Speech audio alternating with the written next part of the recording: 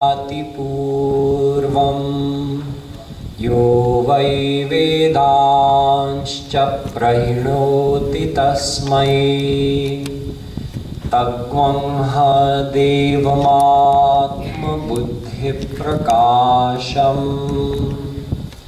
मुमुक्षुर्वै शरणमहं प्रपद्ये।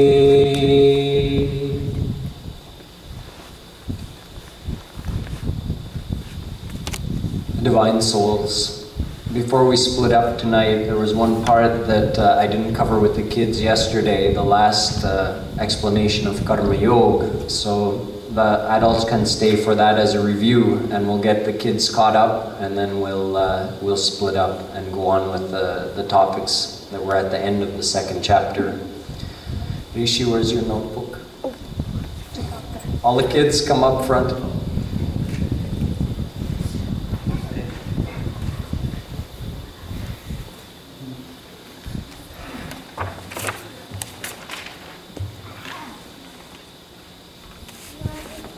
So Krishna explained to Arjuna that if he does his duty, he's doing a good thing and he'll be rewarded for that with some kind of pleasure or enjoyment in this world in the future. And if he doesn't do his duty, then he might get some punishment at some time in the future, or he will get something. Now Arjuna wasn't satisfied with that. He said, whether I get rewarded or whether I get punished, either way, I still haven't found God, basically. I haven't found anything that makes me perfectly happy. So can you tell me something better than that? Then Krishna told him something called Karma Yoga, which if someone follows Karma Yoga, they actually do find God. But at the same time, they're doing their duty in the world. So how that works is that you physically do the right thing, you physically do your duty, but you attach your mind to God. I think that this fan is actually sending down all the hot air that's trapped up there. Can somebody turn that fan off? Okay, you reverse it. If you can reverse it, you take the hot air.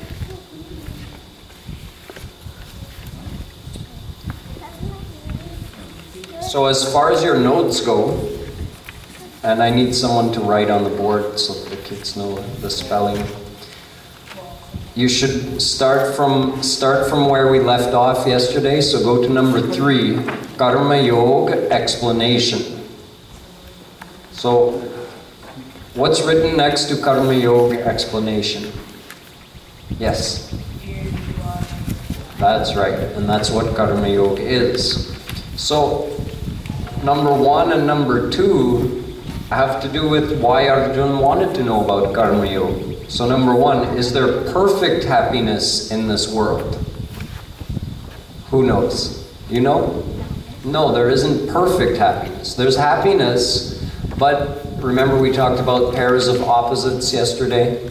So you don't feel happy continuously in this world. Is there perfect happiness in heaven, in Swarga? You know? Remember, what did we learn about Swarga yesterday? You go there, do you get to go there forever, or is it temporary? Nikhil? It's like a vacation from the world. Right. So it's not perfect either because it doesn't last forever. And even while you're over there, you're not perfectly happy.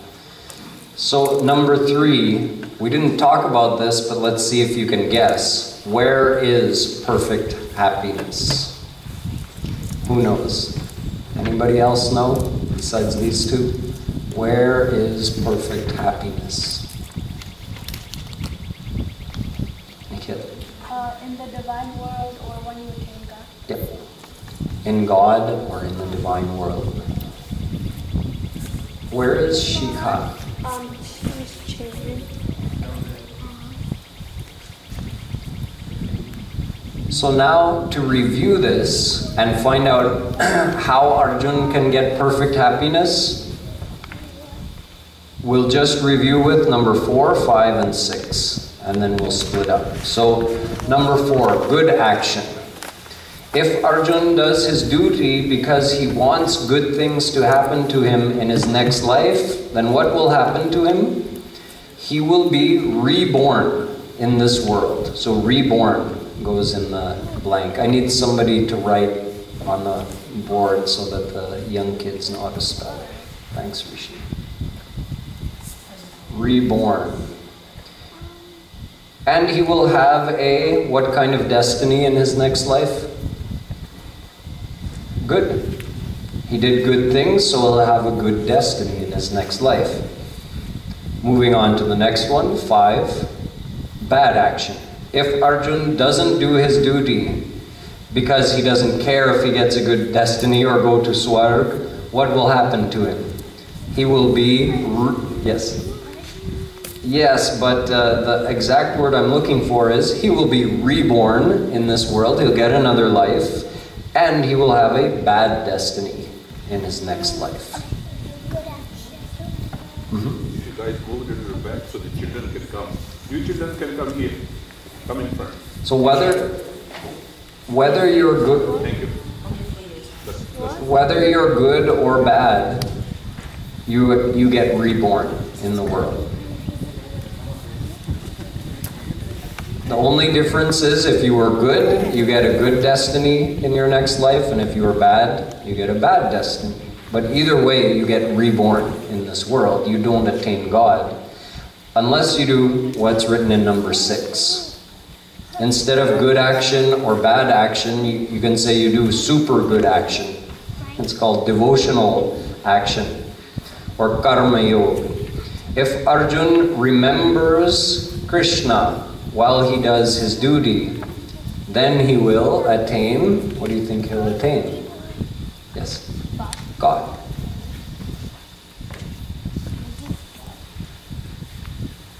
That means he won't be reborn again in this world. He will go to somewhere Krishna describes in the Gita, his divine world. And there he will get perfect happiness.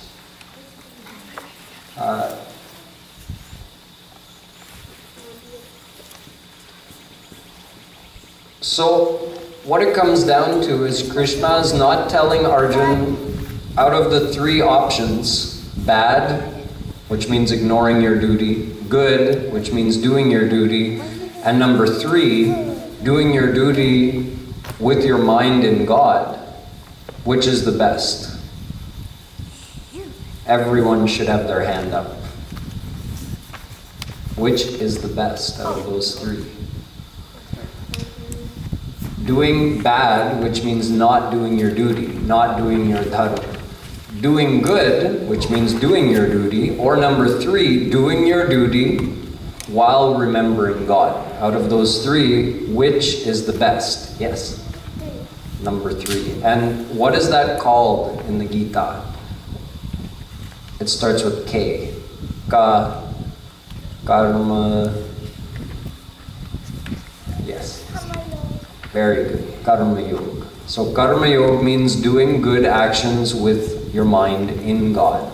So it's the difference between, what if Arjun said, I want to do this good action, I want to do my duty so that I can be rewarded in my next life, or so I can go to Swarg. Then would he have attained God? No. He would have been reborn, and he would have been rewarded, but he's still reborn. Whereas if you do it with your mind in God, you actually attain God. So what Krishna was telling him was, don't desire to be rewarded. Just do the right thing, but remember me while you're doing the right thing, then you'll come to me. So that's the best thing of all. Any questions about that?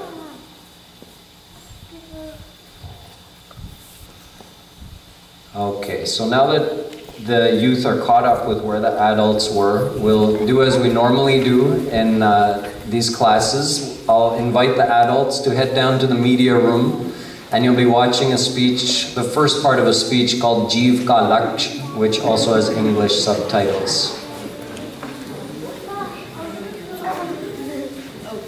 So we'll complete this worksheet now. You can turn the page again.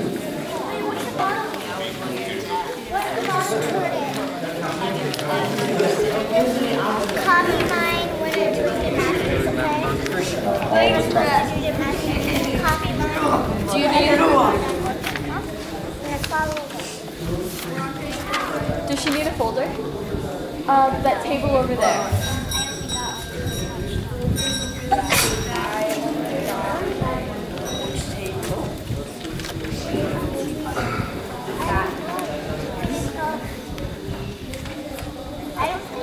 Okay, I'm going to move through this quickly, as you know, so that you get... But for me to do that, you guys have to not talk amongst each other, because that distracts me, and when you're talking, you're not listening, then you won't know the answers for the Jeopardy. So, we're still in the second chapter, and Arjuna is asking Krishna a question now. Because Krishna told him that it's possible to find God. So now Arjuna asks, what is that person like when they find God? What is it like when someone finds God? You know what find God means? See God? Yeah, see God, meet God, attain God, yes. So he has a specific word, a very difficult word to pronounce. Sthita pragya. That means someone who found God. So he says, what is sthita pragya? Now, I'll give you kind of line by line how Krishna explained it. We're on page 4. Is everybody on page 4? Okay. Krishna says a saint has total control over his, mind. That's coming. I'm going to start with his senses. That was good though. That's actually number 3. So number 1 is senses. Krishna says a saint has total control over his senses, which means like your eyes, your ears, your mouth. So for instance, the saint doesn't, you can say, doesn't give in when he feels like his tongue is saying, I want to taste that thing. The saint says, whatever, I'm not listening to you, tongue. In other words, he controls his senses don't control him. We sometimes are under control of our senses. If our tongue says, I want to taste that thing, we say, Mom, get me this, I want this. So whatever our senses are saying, we're doing. But not the saint. Senses means your eyes, ears, yeah. Number 2, he is not a slave to his desires, which is another way of saying the same thing. Slave to his desires means like, what's an example of our desires kind of owning us? Yes?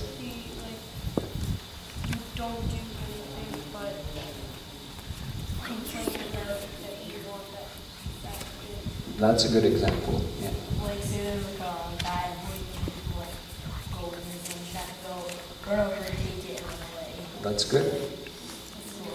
Good.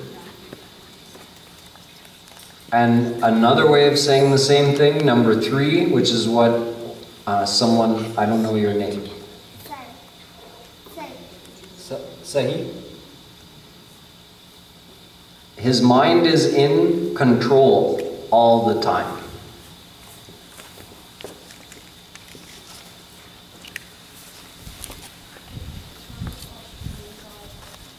That's right. You can put both of those actually. His mind is in control and his mind is in God all the time.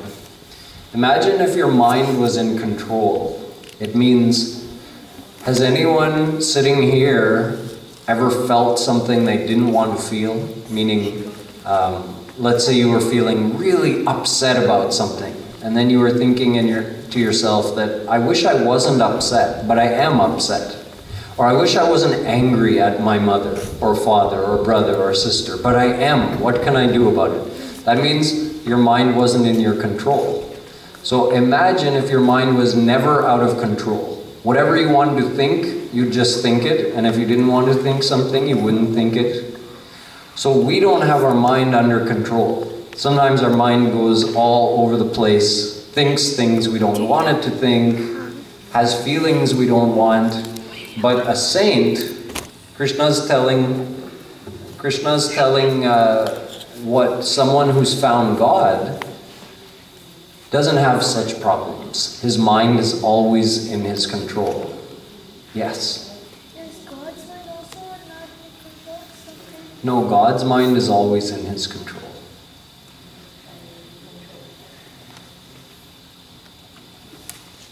So, Krishna tells some more things that the saint doesn't have. So, one of them, I'll tell you, is fear. So this is 4. The saint has no, then we have 1, 2, 3, 4, 5, 6. No fear. Well, he doesn't have to fear God. He's like God's buddy. A saint doesn't do wrong things. We do wrong things because our mind isn't in our control.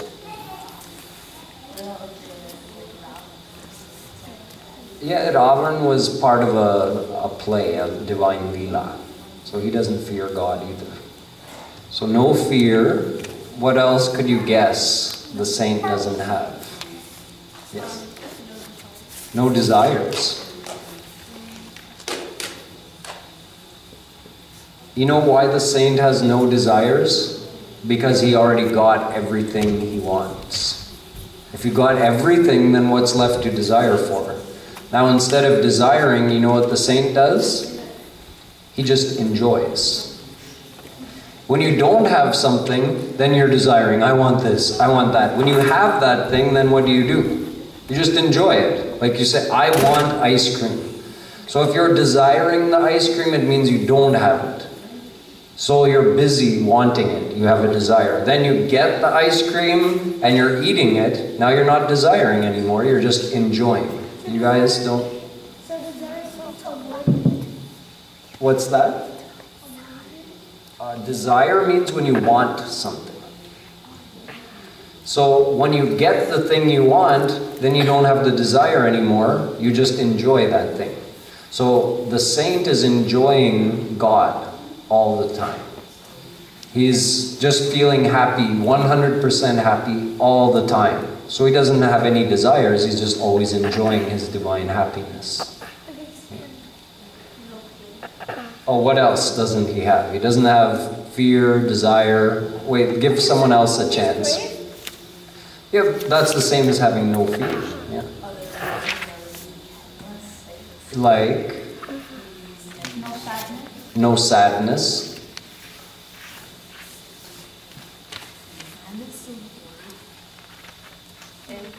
Yeah, anger. No anger.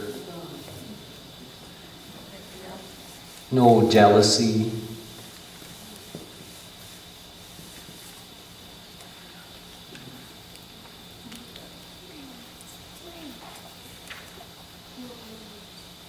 Yeah, no enemies. Yeah, he doesn't consider anyone to be his enemy. Wait, I have more. What? So strong. What? No Yeah, go fear, ahead. no desire. What did you say? No sadness.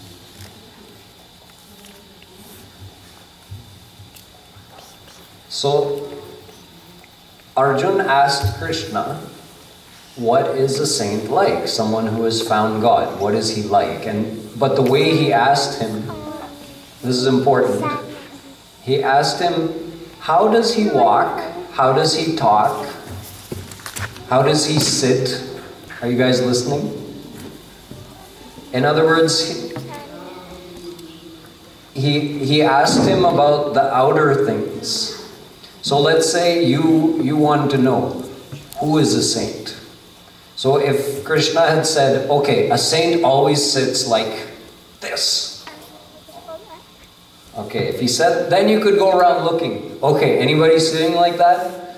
Or a saint always walks in a certain way. Or a saint always talks in a certain way. But he didn't tell him that. He told him about what's on the inside. He told him a saint is always happy, never has anger, never has fear, never has desires. But all of those things are on the inside. That's right, because that's your own mind, right? Your own thoughts, your own feelings. But someone can act on the outside. See, what if I wanted to act like I didn't have any desires? Shh, just listen. What if... Do you need help writing the words? Okay, keep quiet. What if I wanted to act like I didn't have any desires? I could just act like, oh no, I never get angry. I never want anything from anybody. Let's say someone did something mean to me. No, I don't feel anything. I only feel that my mind is in God all the time. I could try to act like I'm a saint. But on the inside, maybe I really did feel angry or I feel desire. So it means that you can't judge people from the outside. Let's say you want to know, I would like to meet a saint. I would like to meet somebody who has found God. But there's no physical characteristic. There's no way that as all the saints walk or talk or look, because their state, you can say their divine state of mind, is on the inside, which is hidden from us. And to make it even harder, other people can try to act like this description that Krishna gave. So Krishna also explained to Arjuna, he said, just because somebody is acting in a certain way, that doesn't mean that on the inside they're perfect. So number 5, some people act like they don't want anything, but the saint really doesn't want anything from the world. There's a difference between acting like you don't want anything and actually not wanting anything. You have a question? So anger is in your body, is in your mind? Anger is in your mind. You feel anger in here. And then once you feel it in here, then sometimes you act angry on the outside. But sometimes you feel angry in here and you control it. You don't act angry. You know what I mean? And that's a good thing to do. But what Krishna is saying is that you can't find a saint by looking physically, because the saint's divine mind is hidden to our eyes. It's on the inside. So that's what Arjuna is saying? They go away with that. Yeah, you can say that. Now, number 6 is important. The saint still lives in the world and uses all the material things. But he isn't attached to them. I think our door needs to stay.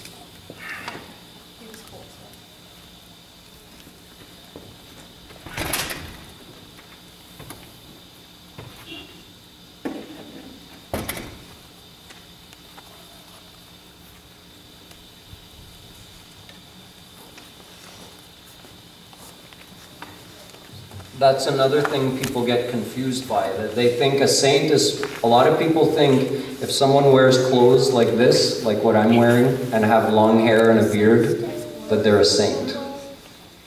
But I'm not a saint. You guys pay attention. I'm not a saint, because I haven't found God. Now I'm telling you directly, so you won't get confused, but if someone wanted to act like a saint, they could grow their beard, grow some long hair, wear clothes like this, and they could act like, oh no, I don't need anything from this world, and then people would think, oh, it's a saint. They would get fooled. But Krishna says that a saint still lives in the world. He eats. He sometimes wears ordinary clothes. He doesn't have to look like this. Maybe the saint has an ordinary haircut. Maybe the saint even has a family. So many saints in our history have had families. Have you heard of Prahlad? He became a saint when he was 7 years old. And yeah, he found God when he was 7. And after that, he got married and had kids. And he became a king. So, see, he lived a normal life. Dhruv was 5 years old when he got God realized. And he also became a king afterwards and got married and had family. So just because someone is a saint doesn't mean that they go away from the world. They might still live in the world and have a family and have a job and everything. Let me back you up a little bit so that you're not touching this. Back up. That's good. Any questions about that? So in a way, Krishna didn't tell Arjuna exactly what he was looking for. Arjuna wanted some way of recognizing a saint, and basically what Krishna told him is, you can't recognize a saint, because the saint is a saint on the inside, but from outside he might be acting like a normal person in the world. Yes? A saint could do anything. A saint could be a king, a saint could be a... What do you mean?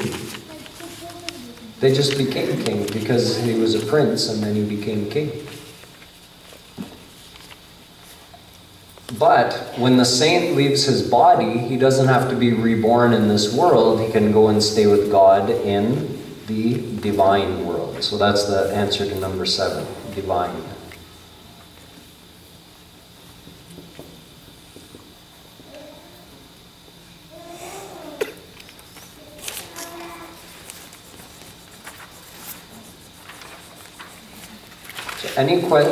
Any questions about saints? So if I ask you, what is a saint? What would be a really simple way to explain? Yes? Someone who has met God. Good. And if there was someone who has met God right in front of you, would you be able to tell just by looking with your eyes? No way to tell. Yeah, if you have found God, then you could tell. But ordinary people like us can't tell who has or who hasn't. So turn to the last page now, page 5.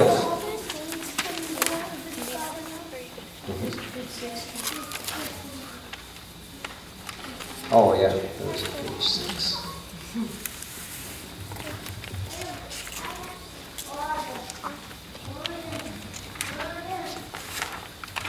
Now there's a really important verse that I'll sing for you. Dhyayato vishayan punsa sangasteshu pajayate sangat sanjayate kama kamat krodho bhijayate. In this, Krishna talks about ordinary people like us and why we have desires and what happens when we have desires. So, number 1, an ordinary person has many worldly, yes? Possessions? Possessions, but not just possessions. The word I'm looking for is desires. Many desires. So, give me an example of a desire that either you have or you just think a person can have.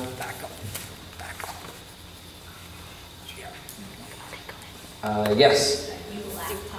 Oh, a desire for a laptop, or we can say a desire for any possession, to own something. What's another kind of desire? Yes? Well, a good desire could be worldly desires. Yes, worldly desires. Have money. Yes, a desire for money is another kind of desire. Who else can think of something? Yes? Desire for a phone.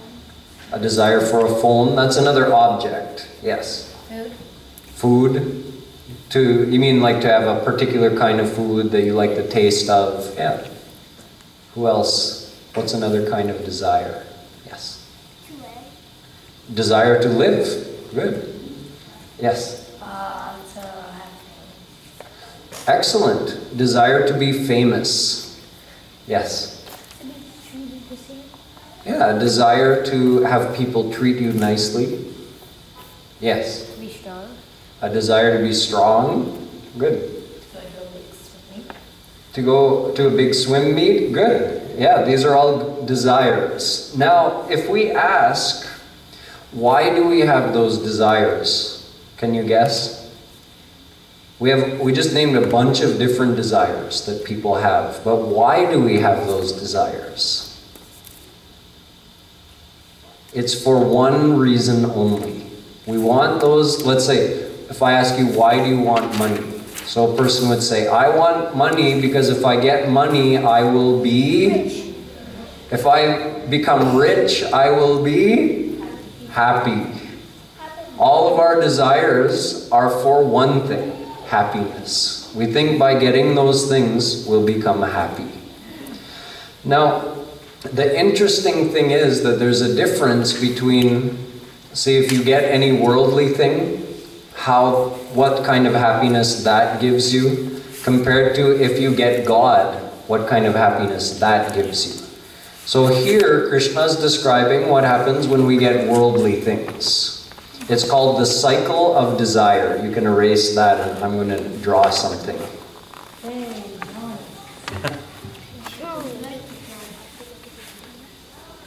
Yes.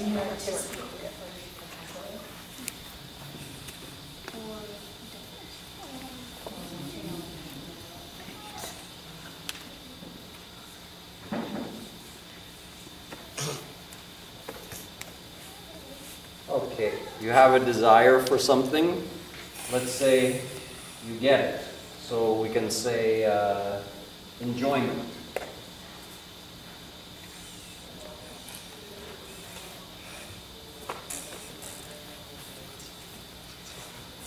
What happens after you enjoy that thing?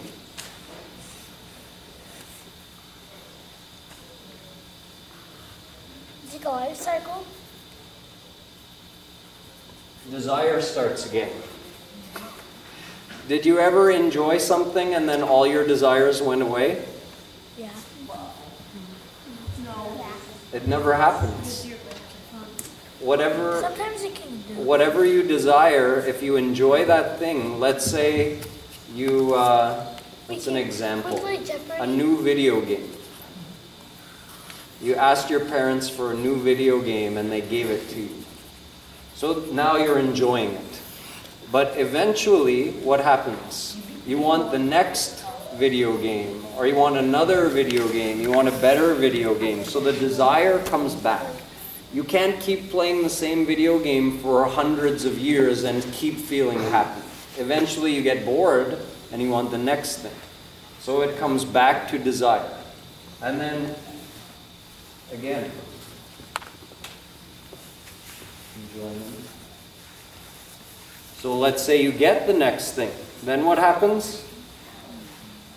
You enjoy it and desire comes back again for more of that thing. How many of you sitting here have desired for ice cream before? And how many of you have gotten the ice cream? And then how many of you forever stopped desiring ice cream after you got it? None of you, right? You kept desiring more ice cream. That's my point exactly. So that is also called greed. It leads to... So it's like a life cycle? Greed means, I want more, I want more, I want more. That's just natural. It's the way our mind works. Yes? So it's like a life cycle? It's a cycle of desire. That's what it's called. Now there's another possibility. Let's say you have the desire for something and you don't get it. Then what happens? It leads to Undesired? anger. Daddy, I want the ice cream. No, we're not getting ice cream.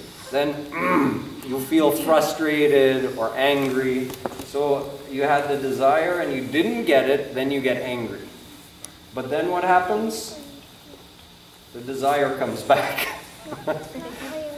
The desire never goes away.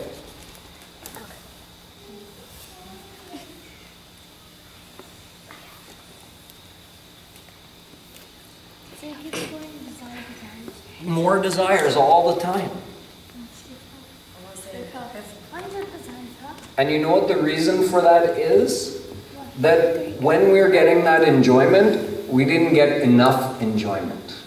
However much we were enjoying, we wanted to enjoy more. So then we feel like, okay, that was good, but I want more. I want more. So it's natural. But you know when that ends? You need to deserve It ends when you get God. When you reach God, then you get like infinity happiness, you can say, infinite happiness. Then you feel like, okay, now I have enough happiness.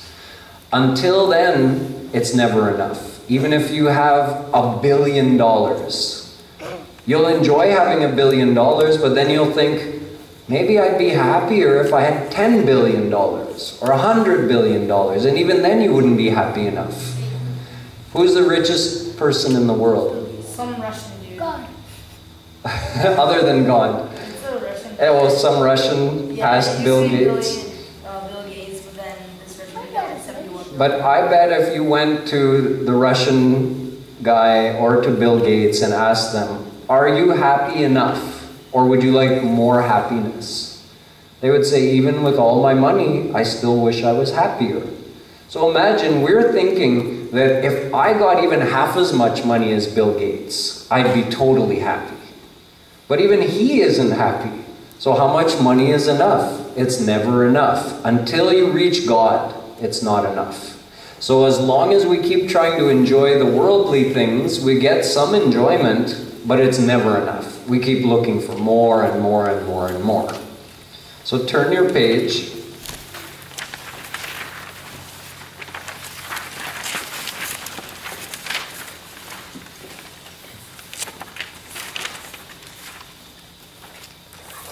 Why do we have the desire for happiness in the first place? Imagine that. What a question, right? Why do we want to be happy? Someone would say, well, there's no why. We just want to be happy. No, there is a why. There's an answer. So the answer is you have to understand the science behind happiness. So first, number one, God is the form of divine happiness. That's right. And the word for divine happiness is Anand. See, it's written at the end of that line. I think that's one of your Jeopardy questions. Anand means divine happiness. Divine happiness. So God is divine happiness. And we are souls, but we souls are, every soul is a part of God. Part. So a part of God is called, see what's that word written? Ansh. Ansh. Ansh means we're a part of God. So desire for God is natural because we're a part of Him. Think of it like this. Okay, let's say this is a used piece of paper. So let's say this was a clump of earth. I picked up a clump of dirt that's packed together and I have it in my hand. So the earth is the whole thing, right? And this is a part of that. This is ansh of the earth. So there's a natural attraction between the ansh and the one to whom it belongs. So the only reason it's being held apart is because I'm holding it. What happens if I let go? It goes back. So the ansh is attracted to the one that it belongs to. You understand? Like, let's say water evaporates from the ocean, forms clouds, and rains down in the mountains somewhere. Those water droplets that came down out of the clouds, who are they a part of? The ocean. So they're ansh of the ocean. Then once they rain down, what do? They form rivers and they keep flowing and they don't stop until they get to the ocean. So the ansh is being pulled back to where it belongs, you can say. So in the same way, because our soul is a part of God, what do you think our soul desires? God. That's right. So that's right. Number 3 is desire for God is natural.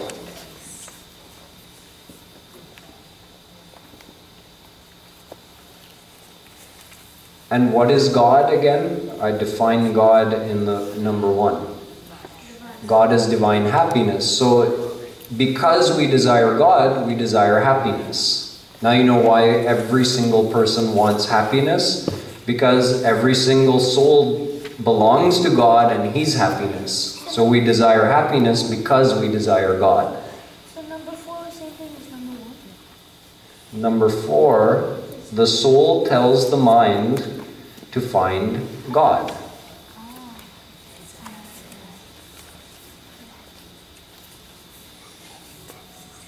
But the mind doesn't know about God. This is number 5. But it does feel a desire for happiness.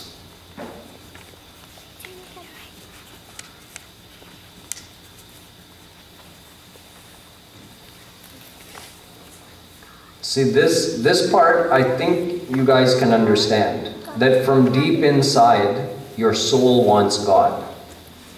But in your mind, we don't really know God, right? But we feel a desire to be happy. So what happens is, number 6, what do we see? We see the world. We don't see God in front of us. We see the world. So mind tries to find happiness from the world. It's quite normal. But originally, what were we desiring? Happiness from the world or God, right? So, soul can never be satisfied with worldly happiness. It will only be satisfied when we attain God. That's right. Now you have all the answers.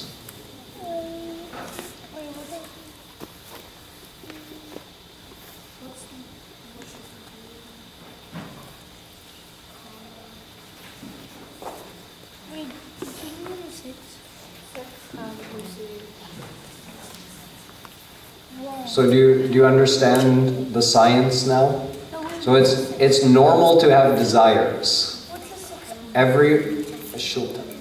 Everybody desires happiness. So of course everybody has desires. But what was our original desire? Yes. God.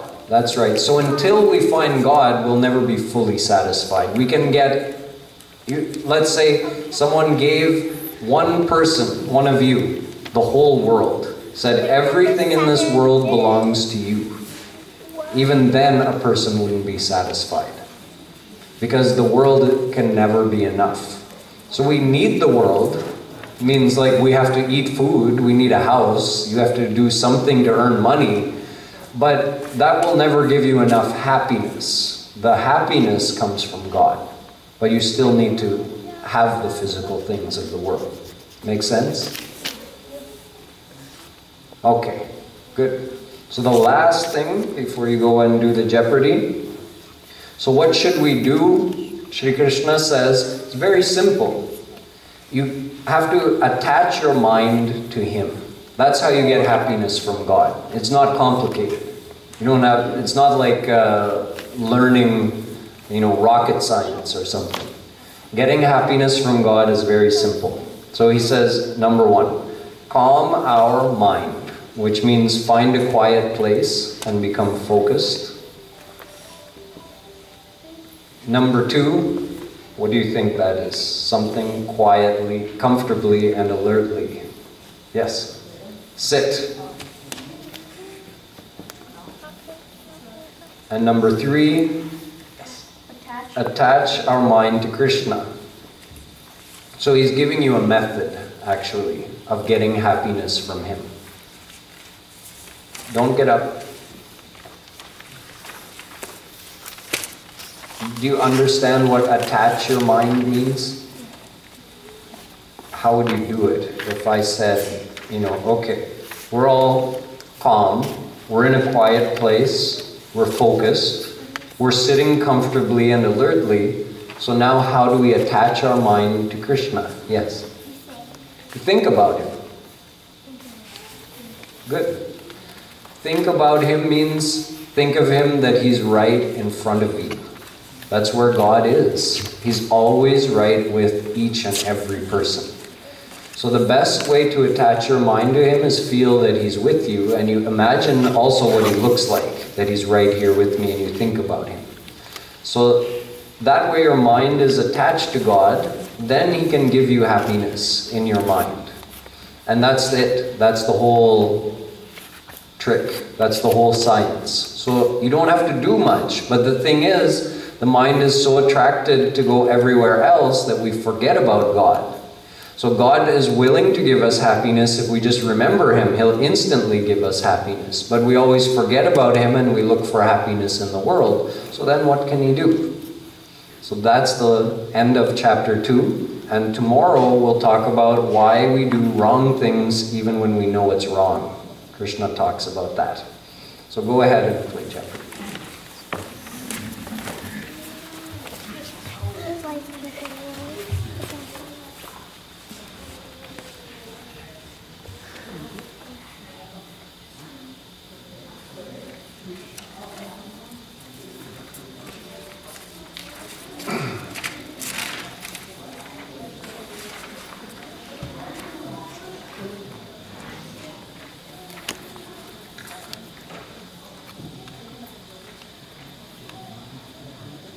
So there was a little bit left out from the end of the second chapter yesterday. Yesterday we started learning what Krishna told Arjuna about his duty, and he explained in 3 different ways from 3 different angles to try to convince Arjuna to do his dharma. So first he explained from a Sankhya point of view that you are eternal, Arjuna. All of your relatives are eternal. None of them are going to die. Don't choose not to do the right thing because you're afraid of them dying. They cannot die. Their body can die, but that was already a sure thing at the time they were born. No one can stop that. Everybody's physical body has to die one day. So how long do you think your relatives are going to live? Don't make that a reason for not doing the right thing. That was the Sankhya explanation. Then the Karma explanation was saying that Arjuna, it's your duty, so do the right thing, you'll be rewarded according to the law of Karma. And if you don't do it, you'll be punished. Then he explained from the Karma Yoga point of view that Arjuna, do the right thing physically, but keep your mind in me. That's it. That's Karma Yoga. Remembering Krishna and doing the physical good action.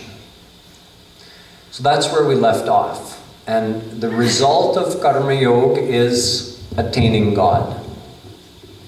Whereas the result of just doing your duty is that you'll be reborn in this world. And you'll be rewarded, but the point is that you're still not perfectly happy. That's the bottom line. And you get perfect happiness if you attain God. So you can attain God through Karma Yoga, but not just through good karma. You have to do good karma plus surrender your mind to God. Then you can attain God and perfect happiness. So at this point, Arjuna asks Krishna, what is the lakshan? What are the characteristics of someone who has found God?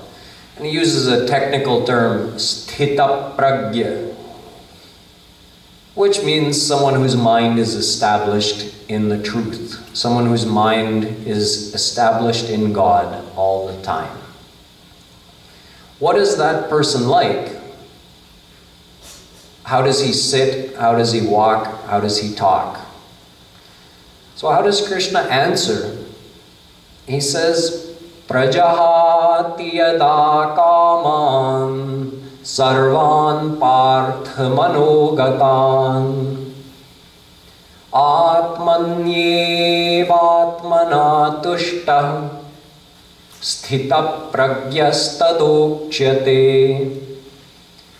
Shri Krishna defines what is sthita pragya, and he says, someone who is sthita pragya, in other words, someone who has attained God, has no desires. All of his desires have been completely eliminated.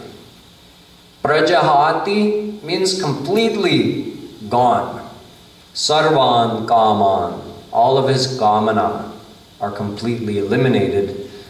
And atmanyeva atmana tushta, atmanyeva, he is completely satisfied in and of himself only. Tusht means satisfied, content.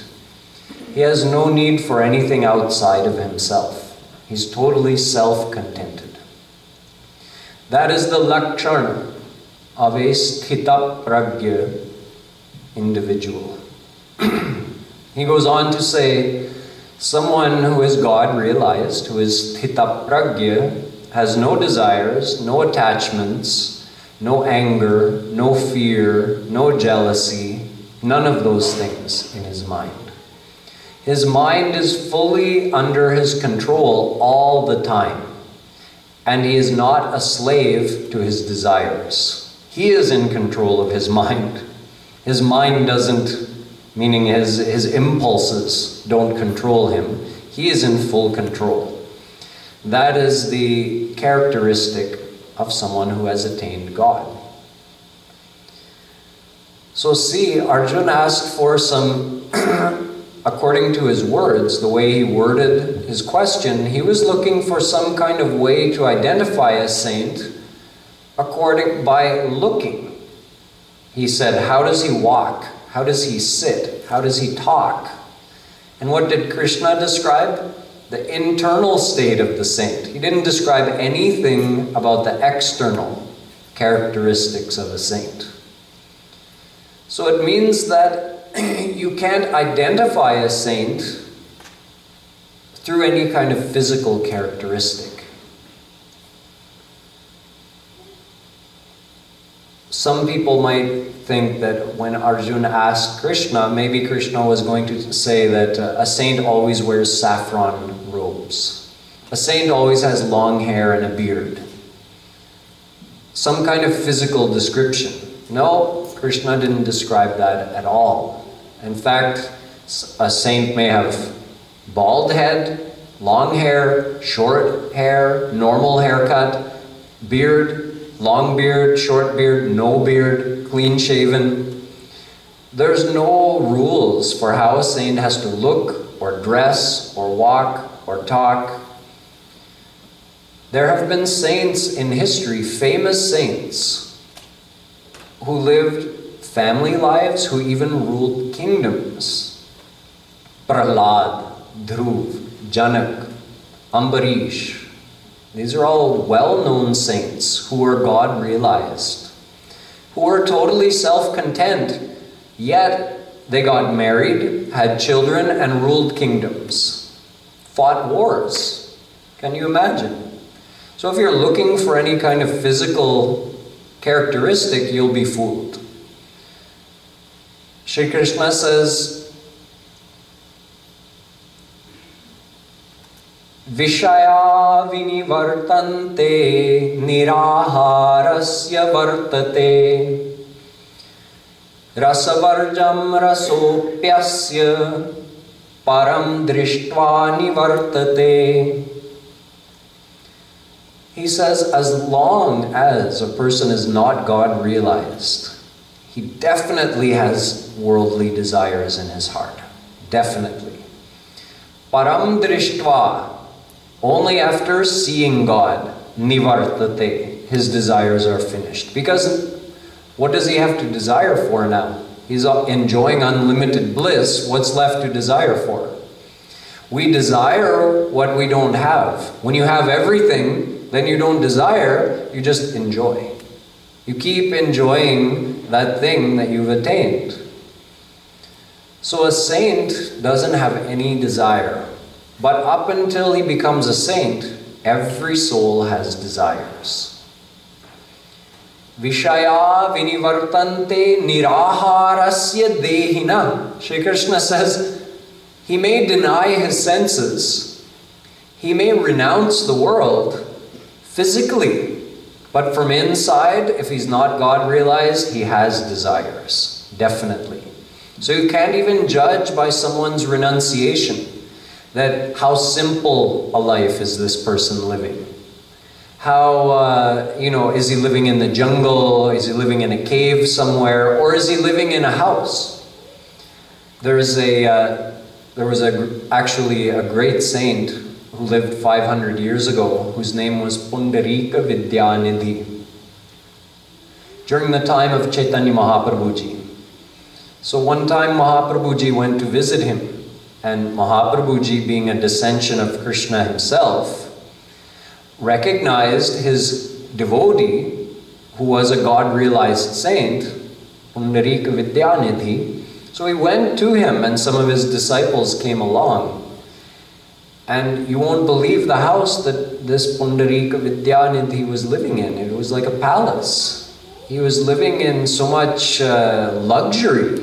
He was so wealthy. He had all these servants around. He was sitting on a golden asana. People fanning him, bringing him things. And some of Mahaprabhuji's disciples started thinking in their mind that, why is Mahaprabhuji coming to visit such a worldly person? But they didn't realize that the saint is a saint on the inside. The saint may be living any lifestyle. The saint may be rich. What does that have to do with his internal situation? It doesn't mean once you attain God that you throw all your wealth away. The saint may have wealth.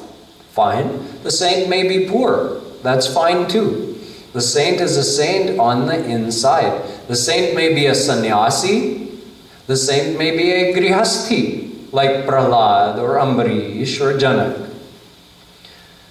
So there's no way to physically know about someone's internal state.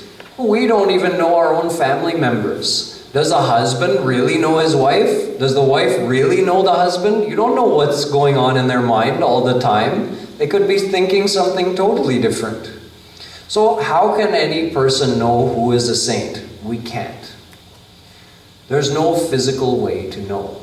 The saint's divine status is hidden from our eyes. Only another saint can know whether someone is a saint or not, but we only see the physical. So that was Krishna's message, that the saint is a saint on the inside and can't be recognized by any physical behavior. Ragadvesha viyuktaistu. He says he has no rag or dvesh. Rag means positive attachment. Like when someone makes you happy, you get attached to them in a positive way. We call it love. And he has no dvesh, no negative attachment, which means when someone prevents you from getting what you want, then we generally dislike them or even hate them. That's called dvesh. Both are forms of attachment. So he says that the saint has no rag and no dvesh in his mind whatsoever. No attachment to anyone or anything. Yet, his senses are still involved in the world. Meaning, he eats food, he sees the world around him, he talks to people, he sleeps, maybe works to make money, maybe he owns a company, who knows? Just because you get God realized doesn't mean that, your lifestyle is necessarily going to change. And even if someone is a descended saint who came from the divine world to live on this earth planet, even then, according to God's will, that saint may live the life of a sannyasi or may live the life of a karma yogi and actually, you know, be fully involved in family life and worldly life. So, the saint's divine state is internal, and externally, the saint could be behaving in any way, and we wouldn't be able to use that as a way to recognize his divinity. So does anyone have any questions about that before I go on to the next important part of this chapter? So we know what is the saint. So what is the purpose of saint coming to, like you have a sannyasi and you have a family. So what is it going to do for the world? That's not for us to understand. Whatever they're going to do, that's between them and God. Can your child understand the reasons for everything you do? Yes or no? Not until they get to your level. When your child becomes a mother or a father, then they'll understand why you do the things you do. So when we become saints, then we'll understand why saints do what they do.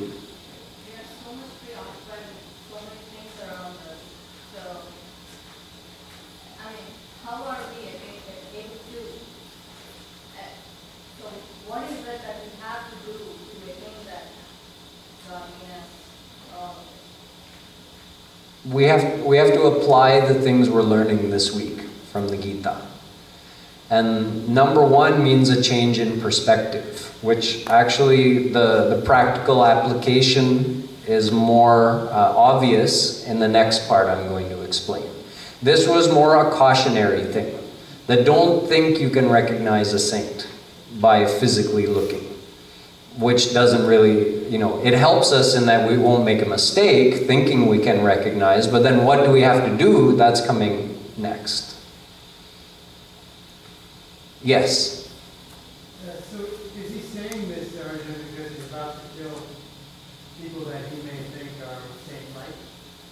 Some of his uncles or his cousins in that way? No, he asked because Krishna said, if you do this, if you do karma yoga that I'm teaching you, you attach your mind to me and then go ahead and do your physical duty, you will become God realized. You will become a saint. So then Arjuna asked, okay, then what is a saint like? Yes? It seems that the path of somebody who has relinquished all attachment or chooses a life of a sannyasi may be the easier way, at least externally, to recognize, and maybe that's why people think that that is what a saint is. So to live within the context of the worldly possessions, and even like you said, kings or people that have externally what would seem to be a lot of attachments, how is it that people with that can still attain saint-like, become a saint? That is coming in the next part. It has to do with what we understand and what our aim is. All has to do with our knowledge. So the next part is probably one of the most important things to understand in the whole Gita. Not that it's complex, but it's extremely important. So you can turn to, if you're following along in the handouts, it's page 4. Krishna explains about desires.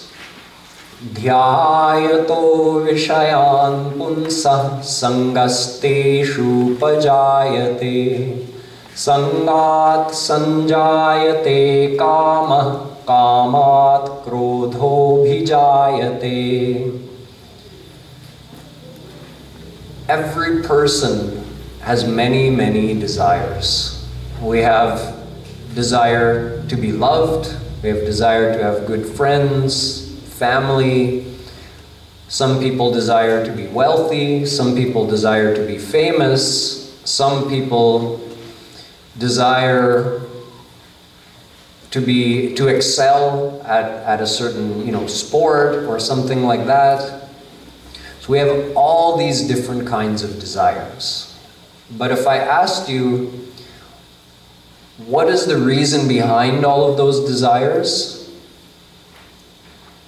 You might think, well, we just desire those things. Yes, but why do you desire it? The reason is very simple. Why does someone want to be wealthy? Because they think by being wealthy, that will make them happy.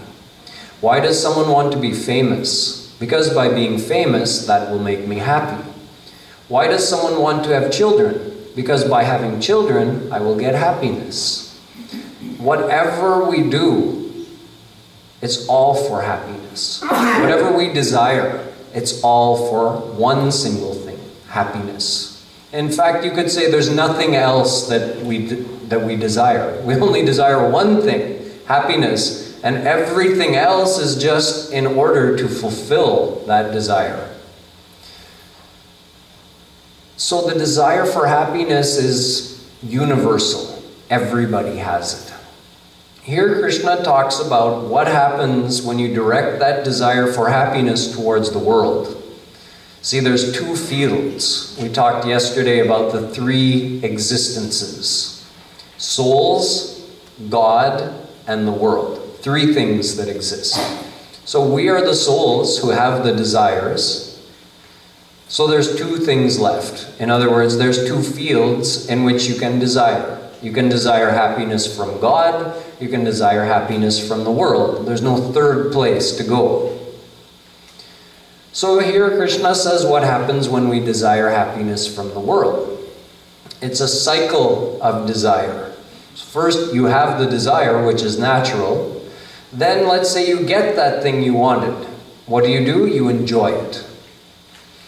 But having enjoyed that thing, did your desire go away? No, it returns. So the desire comes back. Then you have to get the next thing to enjoy. And you get it, you have more enjoyment. Then you desire again. Then you strive for something more. You enjoy that thing. Desire comes back. So that increasing or multiplying of the desires is also called lobh, greed. The greed for more happiness. It's a very natural greed that we all have.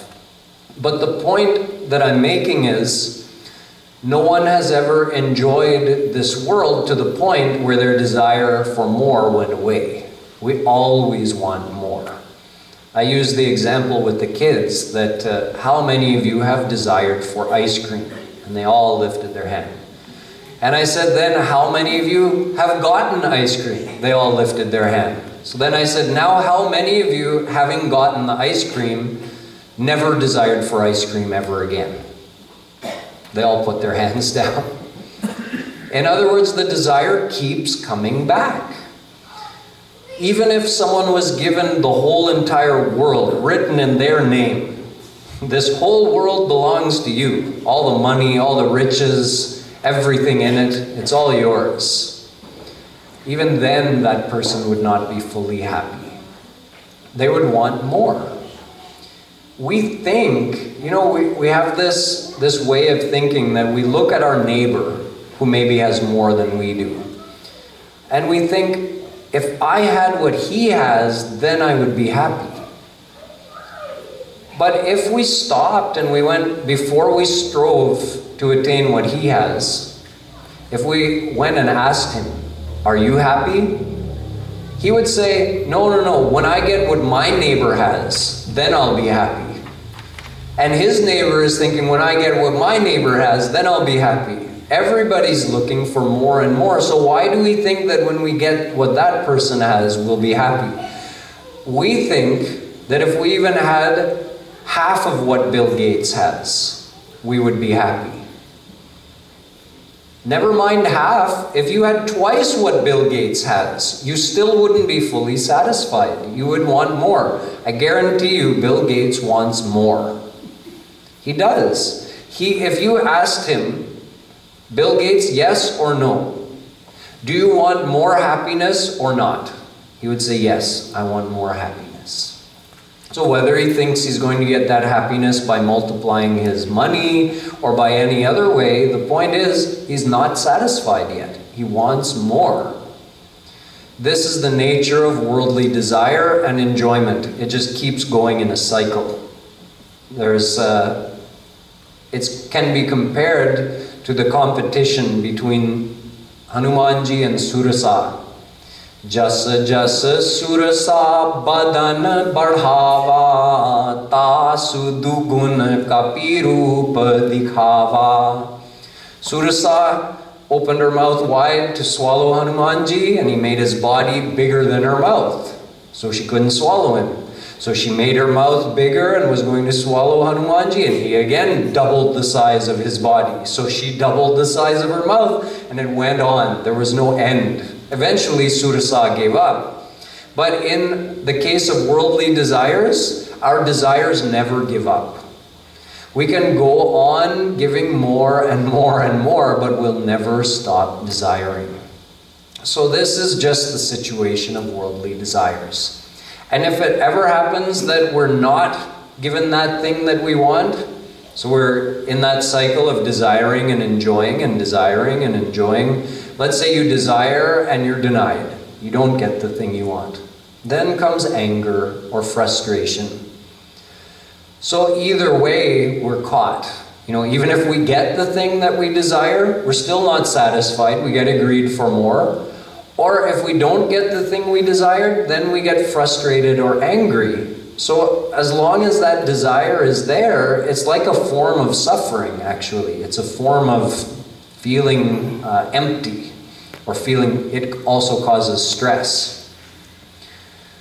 So, yes? So a sign of saint will be that if you ask a saint, do you desire more happiness? And if he says, no, I'm happy as unless he or she is lying. Exactly.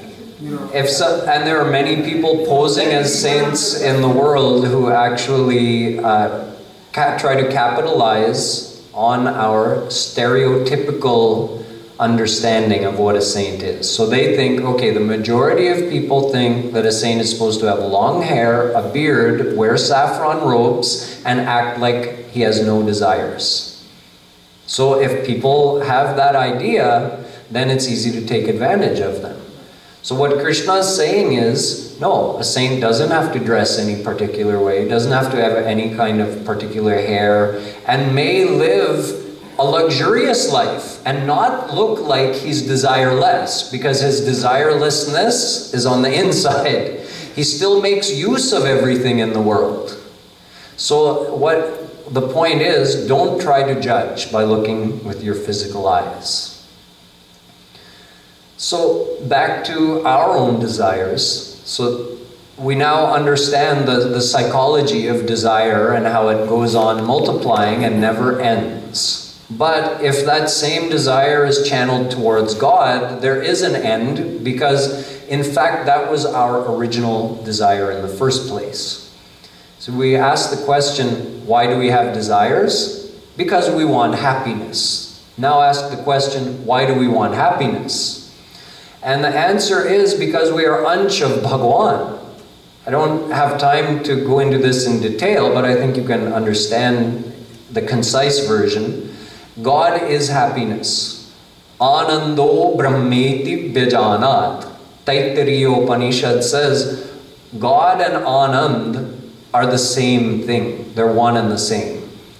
Like honey and sweetness are not two separate things. Honey is the form of sweetness. Similarly, God and happiness are not two separate things. God is the form of happiness. So saying we desire happiness or saying we desire God is actually the same thing. The second point to understand is that we are ansh of God. Mamaivansho jiva loke jiva bhuta sanatana. Later in the Gita, Shri Krishna tells Arjuna that all the souls are my ansh, which means we're a part of him, or we belong to him. And it is the nature of every ansh to desire his anshi. Anshi means Krishna, and we're a part of him, so we're his ansh. So the ansh has a natural attraction to his anshi. Just like a drop of water is the ansh, and the ocean is the Anshi. So when any raindrop falls on land anywhere, what does it do? It runs downhill until it joins the ocean. The Ansh is attracted to the Anshi. So our soul has a natural desire for God, which means we have a natural desire for happiness. But the kind of happiness we want is divine happiness. That's why the world is never enough, because the world gives us material happiness, material enjoyment through our senses, but that doesn't actually relate to our soul. Our soul is divine, so no amount of material enjoyment can satisfy our soul. It can excite our mind for some time, but then we still feel discontented because our soul was wanting divine happiness. So if we attach our mind to God, we get divine happiness. Very simple. 2 fields, desire happiness from the world, you get that whole cycle of desire. Forever. Keep going, it never ends. Or you attach your mind to God with the desire to get happiness from Him, and you will actually get the real happiness that your soul was desiring forever. And it's a process of gradually turning the mind towards God.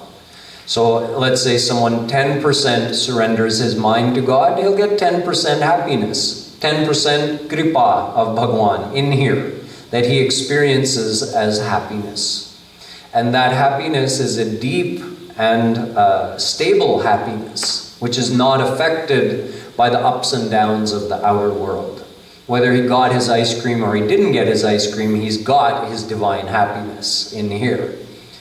So in that way, we become more adept at living in the world and dealing with the ups and downs of the world, because we've got something in here which is impervious to the ups and downs of life in the world.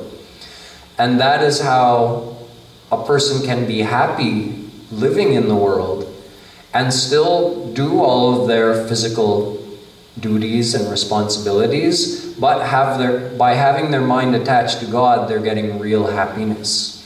So this is the point that's made at the end of this 2nd chapter, that real happiness can be attained from God, and to get that, all you have to do is change your understanding. If you make your mind understand this point, that you keep enjoying the worldly things, okay, but there's no end to it. If you want ultimate happiness, you get that from God.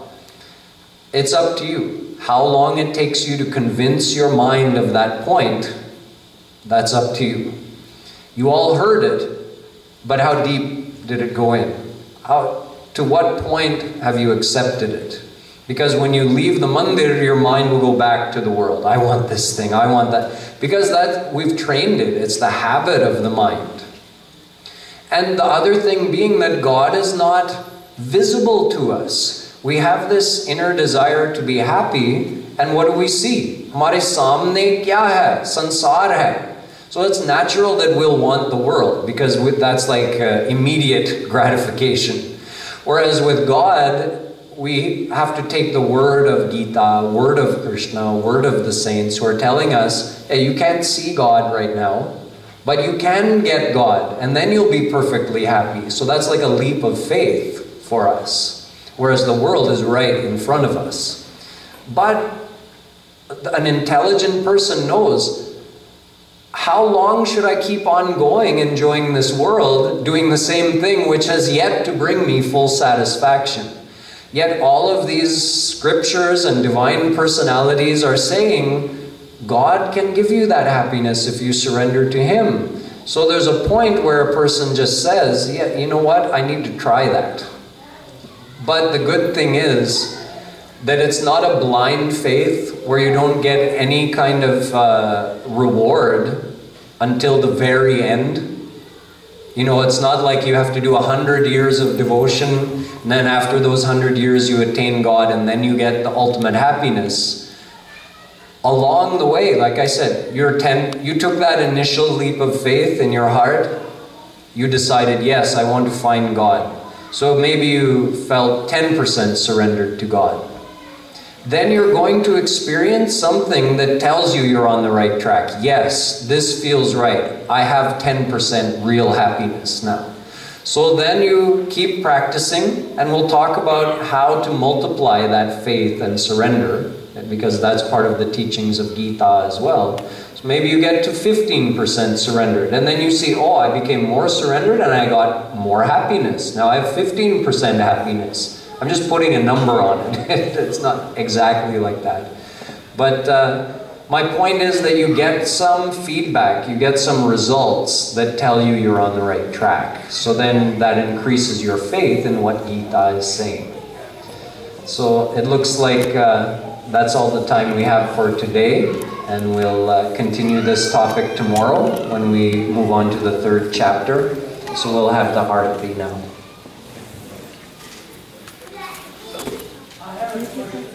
Sure. It kind of disappeared within a second. I don't have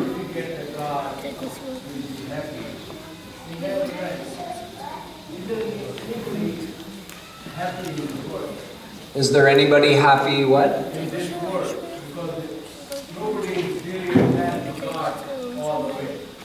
There are, yeah, but there are saints in the world who are with God, in union with God, and who are experiencing perfect happiness.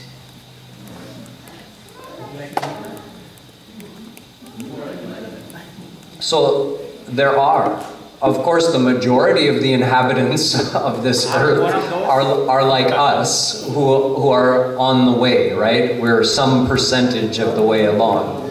But there are those who are 100% of the way there. Those are saints, divine personalities, and those are the true guru. Those are the true divine personalities who are authorized or qualified to guide us. So through God's grace, a soul may meet one of those divine personalities when that soul is ready to receive such a great opportunity. Like for everything, we get happiness what we want, right? Whatever we want, we get it, we feel we are happy. Maybe we are not, but we feel we are happy. But if somebody does not want God and he gets God, will he be happy? I don't know.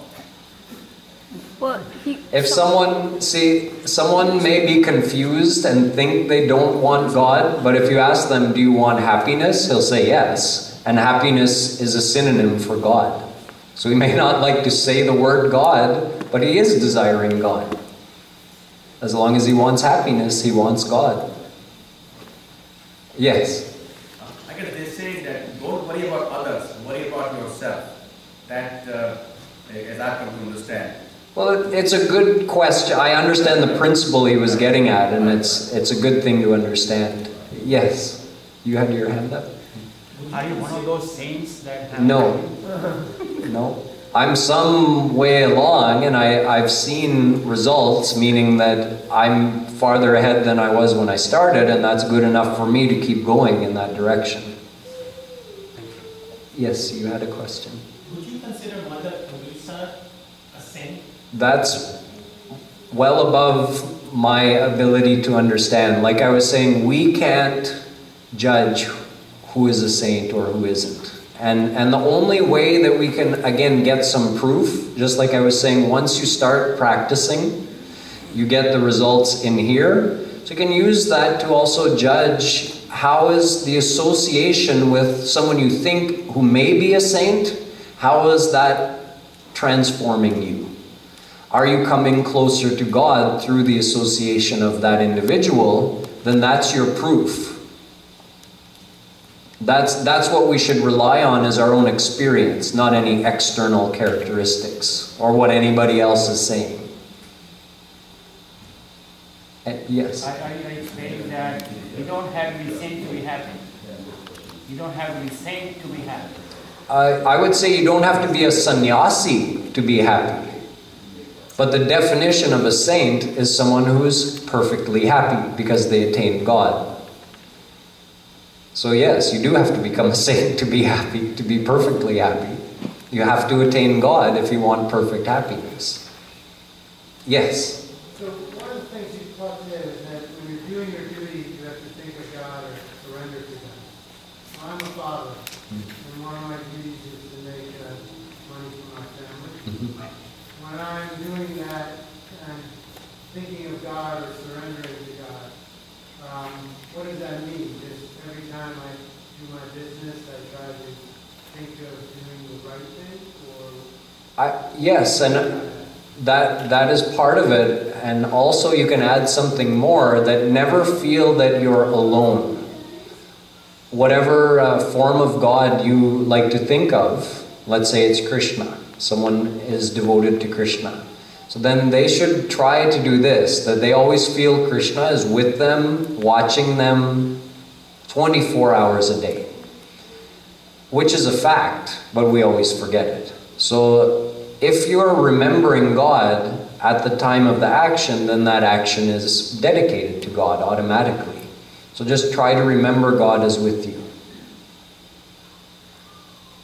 Kind of like, sometimes you're working and there's someone else in the office, but you're absorbed in your own work, but you still haven't forgotten that other person is there, right? You're on some level conscious that I'm not alone, there's someone else here in the office with me.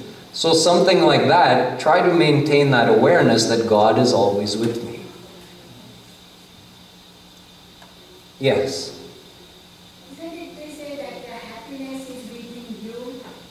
So how do you cultivate in looking life that, oh, happiness is within me? Well, where does the happiness come from? From God's grace. So you get that happiness within you when you receive God's grace, and you get that when you remember Him, when you attach your mind to Him.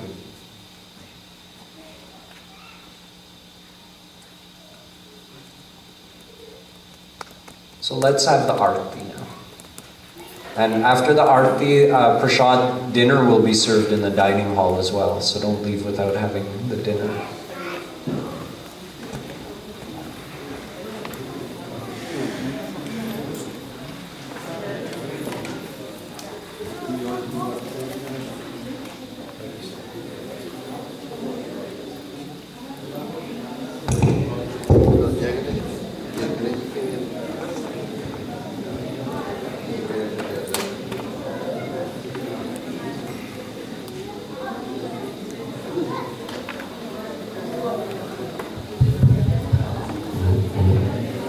Should we stop it?